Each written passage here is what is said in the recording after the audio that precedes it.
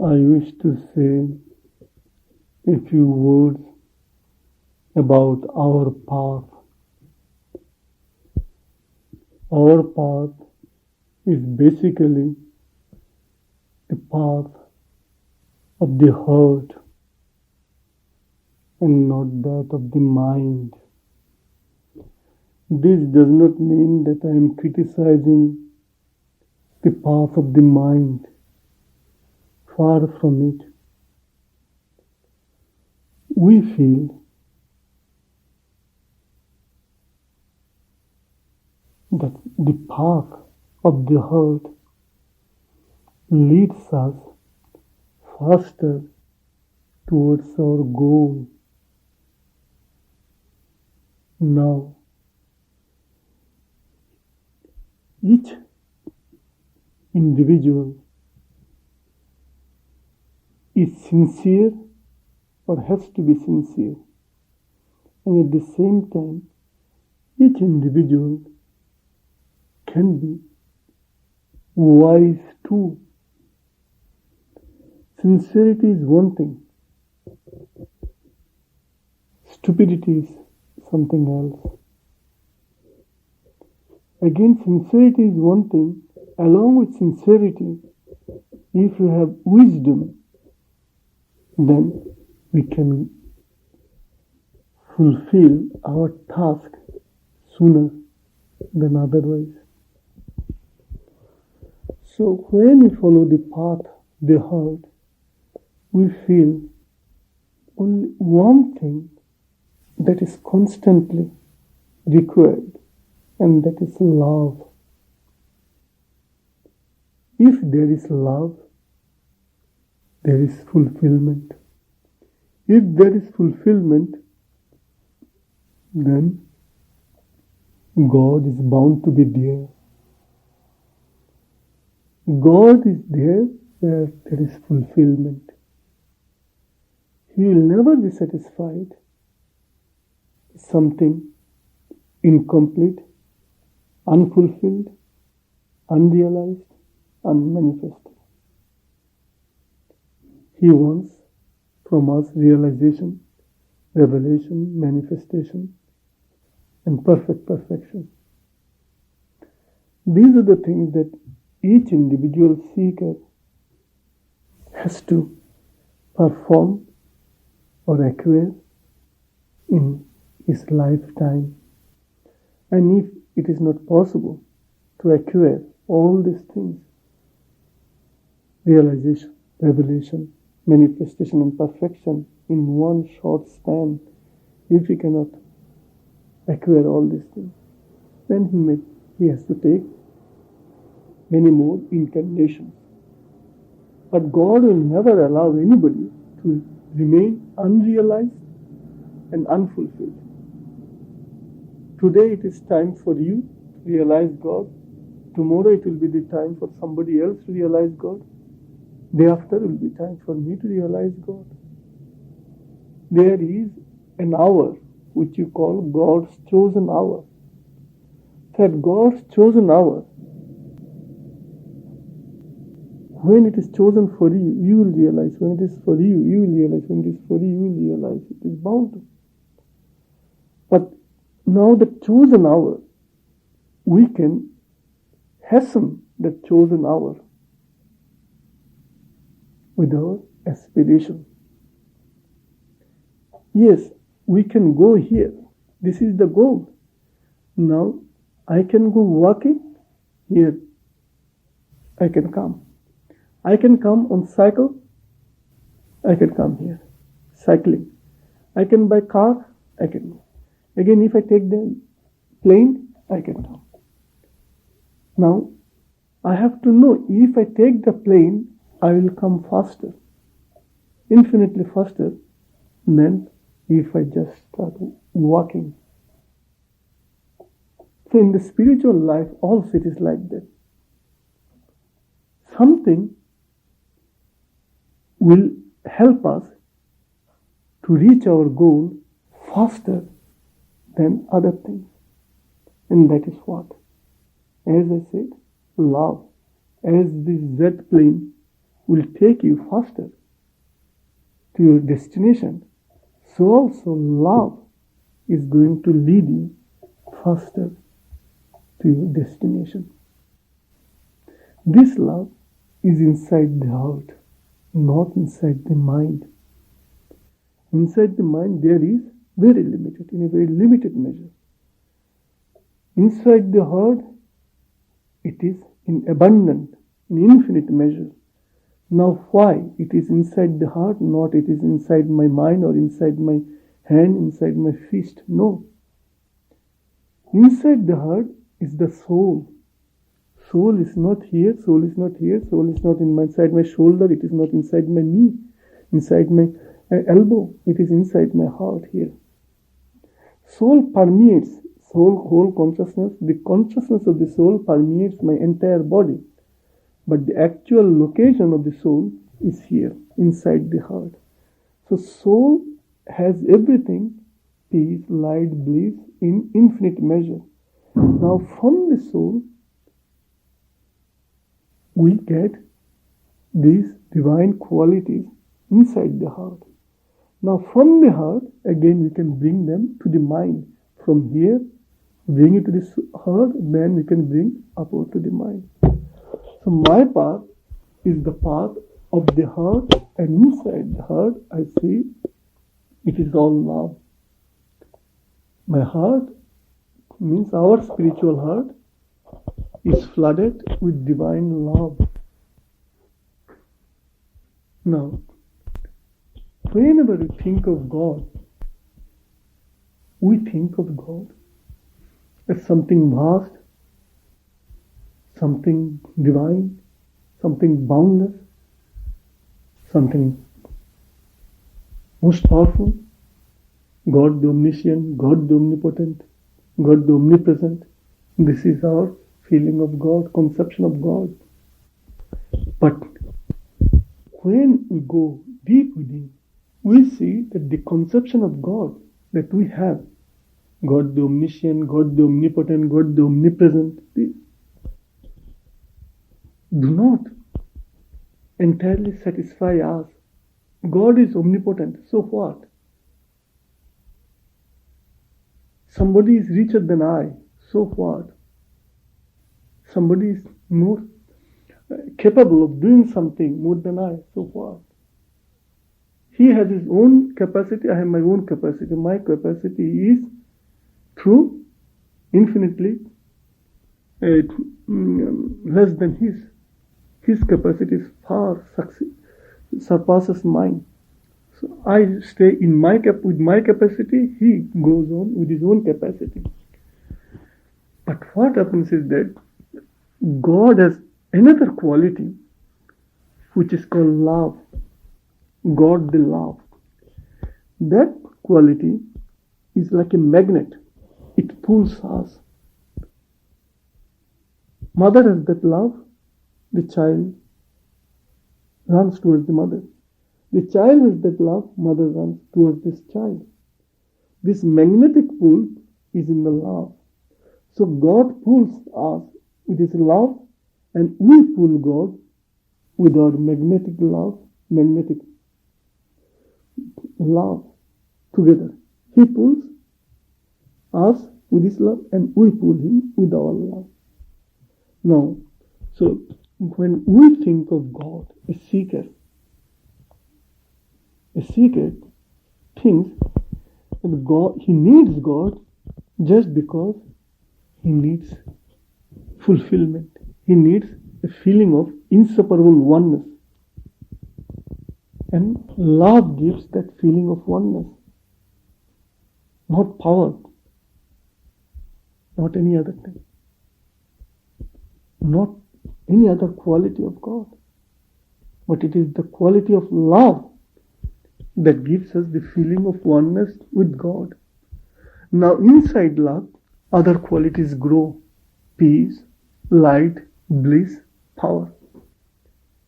So love is the strongest force here, because inside love everything can grow.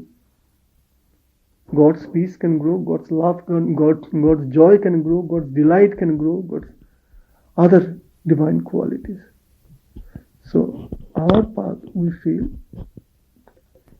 is easier, more effective in this sense. Here, we don't have to read millions of books to know what the truth is. Here, we don't have to exercise our mind day in, day out to know what truth looks like. No, truth is inside us. It is crying to come to the fore. But unfortunately, we have kept the door closed and we are not allowing the truth to come out. Now, how can we try? How can we bring the truth out of the prison cell that we have created? Again, I have to say, it is through love. Love for whom? Love for God. And who is God? It is the highest living part in us. God is not something else. God is not somebody else. He is within us. It is, when you think of God, if you can feel that our feet and head, let us see. Feet is still in his ignorance, it is under clay, and head is above in the skies. So here, if I have to go up, I have to know that my highest part is head and my lowest part is now the feet. But if I know the highest and the lowest are mine, and this lowest has to be transformed into the highest one day, or the lowest has to enter into the highest so that it becomes totally merged there, highest. So, in our path, we say the identification is absolutely necessary. The highest has to feel its oneness, total oneness with the lowest.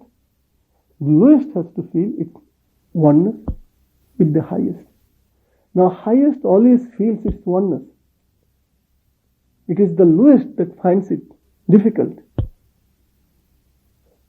out of fear, doubt, jealousy, and so forth. One who has the light, the possessor of light, is not afraid of entering into darkness, because he knows as soon as he enters into darkness, he will be able to illumine the darkness. Now in this room, if there is no light, and I come with a torch, flashlight, immediately I know that I am the possessor, I am carrying a flashlight. The room will be illumined. So, in the spiritual life also, when we have light, we are not afraid of darkness. But what happens, the darkness is afraid of light. Darkness feels, oh, I will be exposed. I have done many things wrong. I have told lies. I have cheated someone. I have misbehaved. Then light will come and I will be caught like a thief. I will be caught red-handed. Then darkness wants to hide. Now what can the light do? Light is coming not to expose. Light is coming to illumine and transform darkness into light. This room was unlit, obscure for a long time. Then light wants to enter to transform the very face of darkness. But darkness is afraid of light. So this is what is happening in the modern world. In spite of the fact that men need light, men are afraid of light. Now again, where is this light? In the mind? Never. It is in the soul. The little light that we always see in the mind can never guide us to our goal, destined goal. Destined goal is very far. And we need light. What kind of light? The mind has a candle light. When the storm of doubt comes, is blown. Then again you are in the same darkness. You are in darkness, you are groping. Now look at the power of the candle light. When there is wind, immediately the candle is blown. Now again you are the beggar, you are the blind, you cannot walk. And what has caused this? How is it that the candle is extinguished? By doubt, by your own fear, by your own anxiety, by your own jealousy and imperfection. Now, so here the mind has this candle light. How long can you stay? But here you have got ceaseless light, soul, because it is part and parcel of the highest, and it has the direct contact with the self, with this ultimate, with the absolute. So here it is a continuous flow of light. It does not end. The ocean of light. You can use it all your life. You won't feel that you are running short of it. But here if you use the light, gone. Like a candle light, matter of a few seconds, but a few minutes, gone. Now, again, we say we have very scanty light here, very limited light. But is it true that we shall always have limited light there? No. Since mind is also God's creation, it has to get abundant light. Otherwise, in the mind, we shall remain practical animals. Doubting people, suspecting people, hating people, this is what we shall do with the mind. God will not tolerate this. God will not allow us.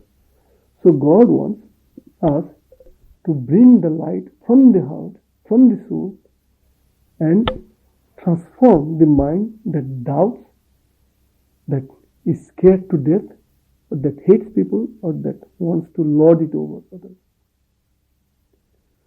Again, I used to come back to our path, is the path of the heart, path of love. When you love someone, we really want to give all that we have and all that we are. God loves us, that's why He is ready to give us at every moment His infinite peace, infinite light, infinite bliss and infinite power. But unfortunately, we don't love Him the way He loves us. So when He wants to give us something, His infinite peace, light and bliss, either we suspect Him or we suspect ourselves. We suspect ourselves. How can it be? I never prayed to Him. I never thought of Him. I did so many things wrong. Why should He come to me this way? We try to justify ourselves. I have done millions of things wrong, and why should God come to me? We suspect. And then when He's standing right in front of us, we will know it is like a false coin. Coin is true, but it seems it is a false coin. So this is a false God. We start doubting. Now, in the spiritual life, when we meditate, first thing we do to conquer doubt. If I doubt myself, who is the loser? I will be the loser. If I doubt you, who will be the loser? I will be the loser. Now, God has all divine qualities in boundless measure. If I doubt God, God is not going to lose anything. He will go back with His own divine infinite qualities. He will stay with His qualities. If I don't want to take from Him, if I feel that it is wrong God, false God, fake God, like this if it is, then we don't get anything from Him. We don't. Then if I doubt myself at the same time, that I am not fit for spirituality, as she read out the article, who is fit for yoga. I am not fit for spirituality. I am not meant for God. I am not meant for God realization. If I start doubting myself, again it is I who am not getting what God wants to give me. But if I have real love for God, like a child, he has true love for his mother. He runs towards his mother in spite of the fact that his whole body is full of mud, clay and sand. He knows that as soon as he goes to his mother will throw up this rubbish, sand and all that. His mother will embrace him, kiss him and so forth. He knows his mother is going to do that. And he knows it is his mother only can clean him, not he. He knows how to mix in the clay and all these kind of things he will do. He will soil his own body.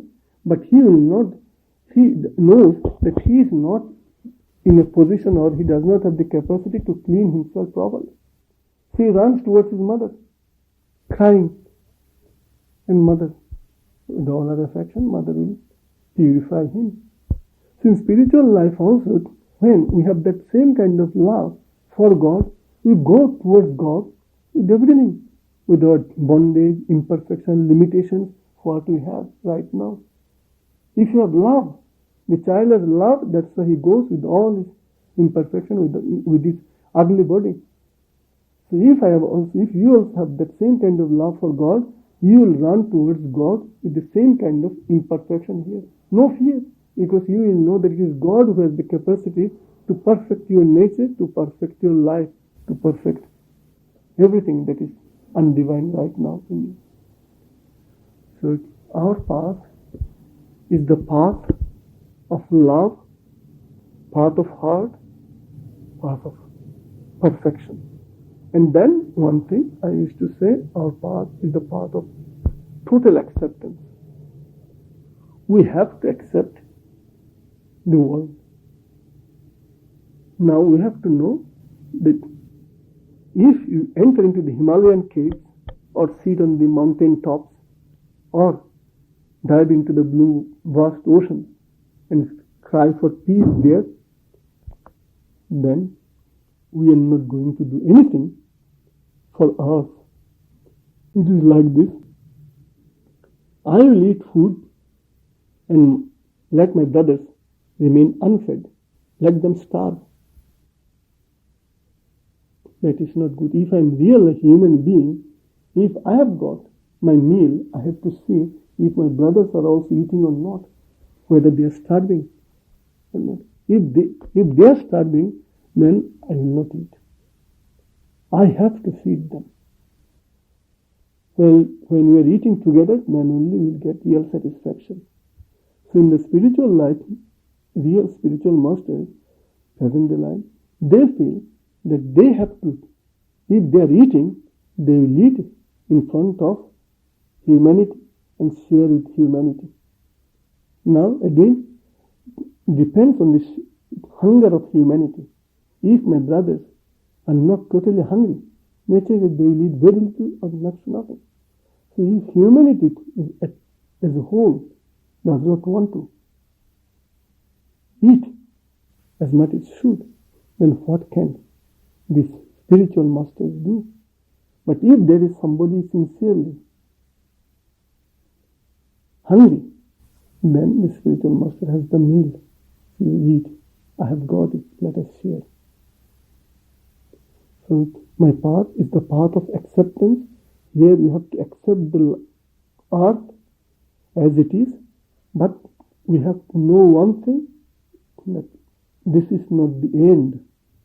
Art is far, far away from perfection, far from perfection. Unless you have accepted the art, how are you going to perfect it?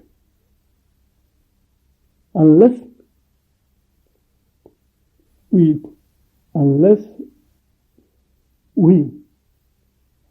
touch anything, how are you going to transform it? If somebody has pain, he needs massage, then naturally I have to touch his head and massage his head. Then only his pain will go. Similarly, earth is defective at a particular place. And that defective part, if I don't touch, how am I going to transform it? Anything that is defective has to be made perfect. Now, if I don't touch the thing, how am I going to perfect it?